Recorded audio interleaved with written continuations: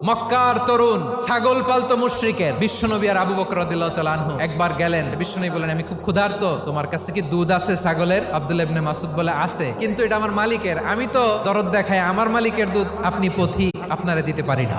বিশ্বনবী এইটা শুনেই তারা টার্গেট করে ফেলছে। বিশ্বনবী বলেন, আচ্ছা ঠিক আছে, দুধ দিও না, কিন্তু এমন ছাগি আছে কিনা যেই ছাগির সাথে কোনো ছাগলের মিলন হয় নাই, তার ওলানে দুধও আসে নাই, বাচ্চাও নাই, এরকম ছাগির থেকে যদি আমি দুধ খাই তাহলে তো সমস্যা নাই। বলতেছে, এরকম ছাগির থেকে দুধ খাইলে সমস্যা নাই, কারণ এরকম ছাগি ওলান থেকে দুধ আসবেও না। বলতেছে, ঠিক আছে, এরকম একটা ছাগি নিয়ে আসা হলো। বিশ্বনবী বিসমিল্লাহ বলে ওই ছাগির ওলানে হাত দিলেন। হাত দিতে দেরি পুরো ওলানটা দুধে ভরে যেতে দেরি হয় না।